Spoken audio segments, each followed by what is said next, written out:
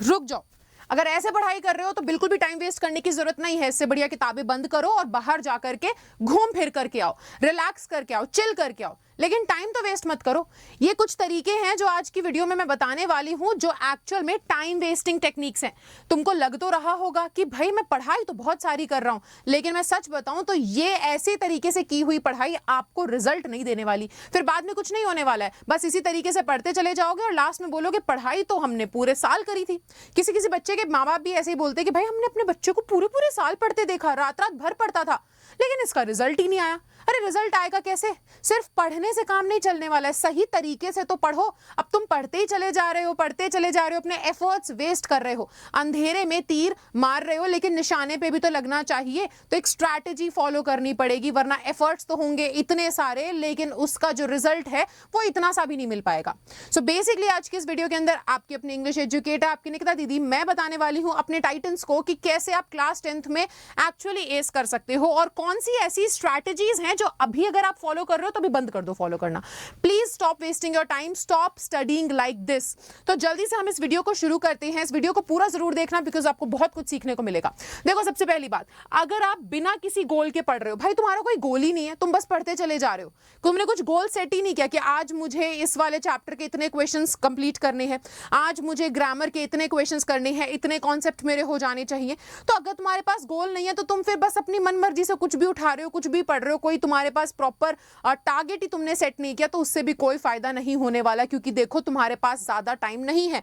You have limited number of days and syllabus बहुत ज्यादा है। तो एक गोल सेट करना बहुत जरूरी है। उठा करके कुछ भी पढ़ने मत लग जाओ। आपको पता होना चाहिए कि इस वीक के अंदर या फिर इस पर्टिकुलर डे के अंदर मैं ये चीजें, ये टॉपिक्स कवर करूंगा, and then I will move on to the practice part, और मैं प्रैक्टिस करने लगूंगा। तो गोल सेट करना बहुत जरूरी है यार। ये गलती मैंने भी की है कि क्लास 10th में उठा करके कभी तो हिस्ट्री पढ़ रही हूँ, फिर बोर हो गए, एक दो क्वेश्चंस करने के बाद सिविक्स उठा लिया, फिर लगा कि यार इंग्लिश आसान है, चलो इंग्लिश पढ़ने बैठ जाते हैं। तो यही सबसे बड़ी गलती थी कि आपने एक्चुअल में, आपको पता ही नहीं है, आप एक्चुअल में ध्यान ही नहीं रख पा रहे हो कि किस सब्जेक्ट में कितनी प्रोग्रेस आप कर चुके हो, कितना आप पढ़ चुके हो। सब कुछ आधा आधा आधा आधा पढ़ के छोड़ रखा है। तो ये सबसे बड़ी गलती होगी, इसको प्लीज करना बंद कर दो। अगर ये कर रहे हो तो you have to stop it right now, you are wasting your time.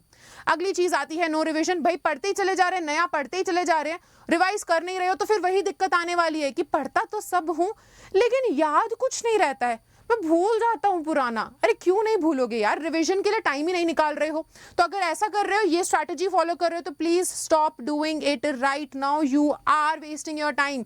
Make some time out for your revision as well. जो भी नया पढ़ रहे हो पढ़ो, लेकिन उसको रिवाइज भी करते रहो, और फ्रीक्वेंट रिविजन जरूरी है ताकि जो भी पीछे का पढ़ा हुआ है वो याद रहे। वरना तुम पढ़ के तो खत्म कर दोगे, लेकिन एग्जाम से पहले जब बुक खोलोगे तो लगेगा कि यार ये तो क्या है, ये तो इतना सारा सब कुछ याद ही नहीं आ रहा। तो उससे बचो, रिवीजन टाइम पे करो। अगली चीज आती है नोट्स नहीं बनाना। अगर तुम बैठ करके बस पढ़े जा रहे हो, एनसीईआरटी खोली, पढ़ना चालू, रट्टा मारना चालू, नोट्स बना नहीं रहे हो, चाहे फिर वो फिजिक्स, केमिस्ट्री, बायोलॉजी, मैथ्स के हो, एसएसटी के हो, या इंग्लिश के भी, अगर तुम नोट्स नहीं बना रहे हो तो टाइम बर्बाद कर रहे हो। भाई रिवीजन कहां से होगा? मतलब क्या हर बार अगर तुम्हें एक चैप्टर को पढ़ने में 1 घंटा लगा है तो तुम उसको बार बार 1 घंटे में ही रिवाइज करोगे क्या? आपके पास उसके कुछ शॉर्ट नोट्स होने चाहिए जिसके अंदर पूरा चैप्टर और चैप्टर के जितने इंपॉर्टेंट टॉपिक्स या पॉइंट्स हैं वो समराइज हो गए हो, ताकि बार बार उस बुक को रेफर ना करना पड़े। तुम्हारे नोट्स ही तुमको बस क्विकली 10 या 15 मिनट के अंदर तुम उसे रिवाइज करो और सब कुछ तुम्हें याद दिला दे। ये नोट्स बहुत जरूरी है। जो भी स्टूडेंट बिना नोट्स बनाए पढ़ रहा है, सिर्फ पढ़ता चला जा रहा है, वो टाइम बर्बाद कर रहा है। Please stop wasting your time, don't study like this. अगली चीज है एनसीईआरटी पे ध्यान ही नहीं देना।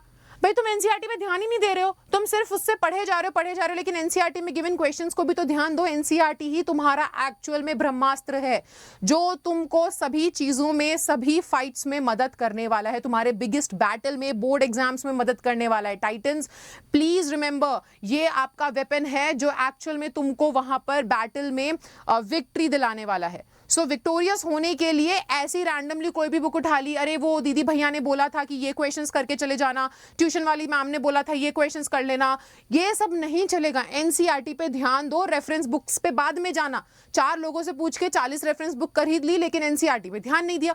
अगर ऐसा कर रहे हो, एनसीईआरटी को बिल्कुल भी भाव नहीं दे रहे हो, तो बेटा एग्जाम में टीचर जब नंबर काटेगी ना, वो भी बिल्कुल भाव नहीं देगी तुम लोगों को, ऐसे आराम से यूं यूं कट कट कट सारे नंबर कटने वाले हैं, ठीक है। सो एनसीईआरटी पे अगर ध्यान नहीं दे रहे हो तो you are committing a very big mistake.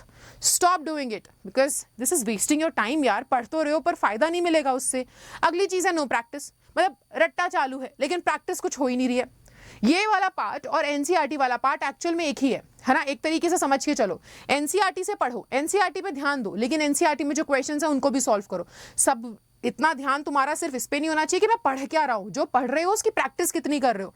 Learning और प्रैक्टिस की अगर बात करें तो learning is here then practice is here. जितना लर्न किया साथ के साथ प्रैक्टिस, रिविजन, ये तुम्हारा चलते रहना चाहिए। अगर मान लीजिए कि आज आपने ग्रामर का एक टॉपिक खत्म कर दिया है, देन उस टॉपिक को रिवाइज करो एंड जितने क्वेश्चंस प्रैक्टिस कर सकते हो उतने क्वेश्चंस प्रैक्टिस करो, बिकॉज प्रैक्टिस ही है जो तुम्हें कॉन्सेप्ट क्लैरिटी देगा, वरना कॉन्सेप्ट्स नहीं क्लियर होंगे और नहीं लगेंगे एग्जाम्स में क्वेश्चंस। तो इसलिए प्रैक्टिस नहीं कर रहे हो तो प्लीज अपनी गलती को सुधारो। Stop committing this mistake over and over again because you are wasting your time.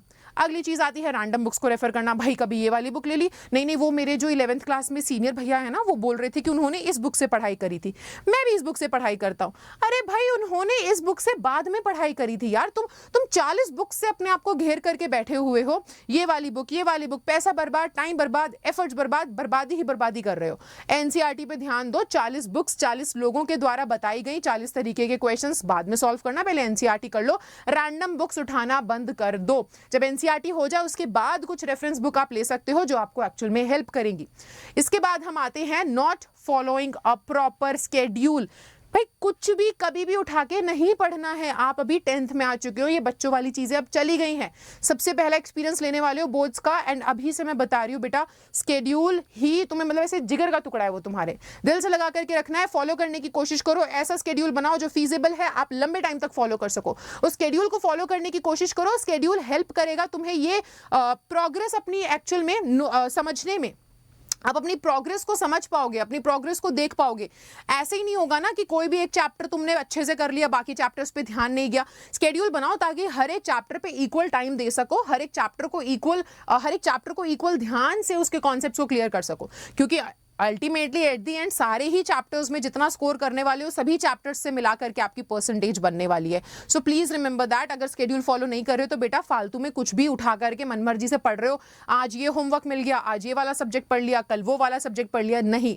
आपको अपनी प्रोग्रेस को देखते रहना पड़ेगा और आपके पास स्केड्यूल होना चाहिए। अगर स्केड्यूल नहीं है तो अभी बनाओ, और जल्दी ही इस चैनल के ऊपर एक वीडियो मैं लेकर के आने वाली हूँ, क्या टाइम टेबल आपको फॉलो कर लेना चाहिए ताकि क्लास 10th में आप अभी जुलाई से पढ़ करके भी अपने 98% से ज्यादा मार्क्स लेकर के आ सकें। ठीक है, सो ये सभी आपके लिए आज की कुछ टिप्स एंड ट्रिक्स थी, एंड आई होप इस पूरी वीडियो ने आपको काफी हेल्प किया होगा ये समझने में कि कितना ज्यादा जरूरी है आप लोगों के लिए सही से पढ़ना। देखो पढ़ाई हर एक बच्चा कर रहा है, क्लास में 60-50 बच्चे होते हैं और टीचर एक ही होती है, और वो जो भी टिप्स और ट्रिक्स देती है वो सभी बच्चे सुनते हैं वहां पर। लेकिन टॉप सारे बच्चे नहीं मारते, टॉपर एक ही होता है। फर्क क्या है उस टॉपर में और बाकी बच्चों में?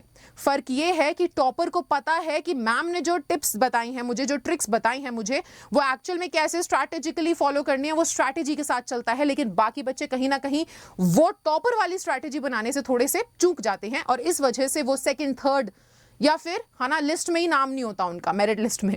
तो यही आपको समझना पड़ेगा, और टेंशन लेने की बात नहीं है। देखो इन सभी मिस्टेक्स को सुधारो and I will surely help you out यार। मतलब निकिता दीदी is for you, always there for you. So आप लोगों को कुछ भी नहीं करना है, हमारे इस चैनल को class 10th titans bye Unacademy को जरूर से सब्सक्राइब karo, बिकॉज इस चैनल पे इतना सारा कंटेंट आने वाला है ना तुम लोगों के पास, मेरी तरफ से इतनी सारी टिप्स ट्रिक्स आने वाली हैं कि तुम्हारे खुद मुंह से निकलेगा कि वाओ यार, मतलब कितनी ऑसम है ये। मतलब निकिता मैम ने तो हमें थ्रू आउट द ईयर इतना बढ़िया गाइड किया कि हम लोग सारे के सारे जो है अपने अपने स्कूल में, मैं तो चाहूंगी कि तुम लोग CBSE टॉपर्स बनो क्लास 10th में, बट या you'll surely become a topper. So मिलेंगे हम ऐसी ही एक अगली इन्फॉर्मेटिव वीडियो में, तब तक के लिए bye bye, take care and thank you so much.